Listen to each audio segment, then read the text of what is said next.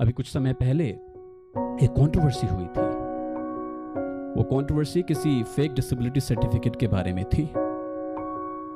लोगों ने असली इशू को समझा ही नहीं। इस देश के शीर्षस्थ ब्यूरोक्रेट्स ने, नौकरशाहों ने पीपल विद डिसेबिलिटीज के लिए जो आरक्षण है एलिट सर्विसेज में, उसको स्क्रैप करने की वकालत जारी कर दी।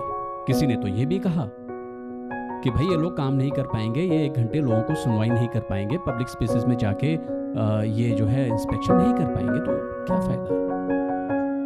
मैं म्यूनिसिपल कमिश्नर रहा एंड मुझे आदरणीय उपराज्यपाल साहब से रिकमेंडेशन मिल चुका है। उन्होंने बड़ा अप्रिशिएट किया मेरे काम को।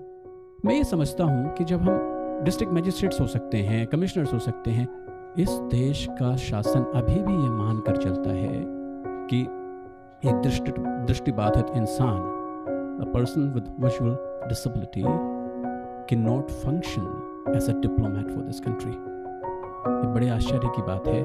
हम एक तरफ समावेशी होने की बात करते हैं, इंक्लूजन, एक्सेसिबिलिटी, सस्टेनेबिलिटी, फीजिबिलिटीज़ की बातें करते हैं, और दूसरी तरफ हम अपनी एलीट सर्विसेज को लोगों के लिए एक्सक्लूडेड रखना चाहते हैं ताकि हम अंतर्राष्ट्रीय स्तर पर एस्थेटिक दिखें। हम अपनी विकलांगता को स्वयं ही गले नहीं लगाना चाहते।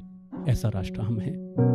तो वे सब लोग जिन तक ये बात पहुँचे, मैं उनकी सेंसिबिलिटीज़ को, उनकी कॉमन सेंस को अपील करता हूँ कि आप मेरा इस बारे में साथ दें कि एक दृष्टिहीन व्यक्ति के लिए IFS, इंडियन फॉरेन सर्विसेज को खोल दिया जाना चाहिए और उन्हें एक डिप्लोमेट के रूप में कार्य करने का पूर्ण अधिकार होना चाहिए।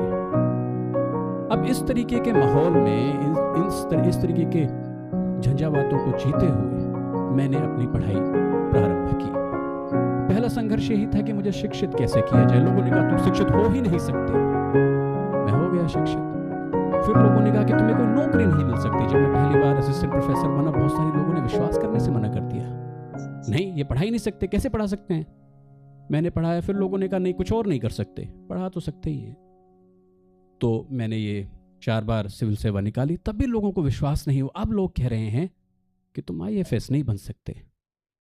तो हर मोड़ पे, जीवन के हर मुकाम पे स्वयं को, खुद को, आपको न केवल दूसरों की नज़रों में सिद्ध करना पड़ेगा, बल्कि स्वयं भी अंदर से, बहुत अंदर से ऐसी जिजीविषा खींच कर जिंदा रखना पड़ेगा जो बड़ी ही अलभ्य है। इसलिए आवश्यकता इस बात की है कि आप सब लोग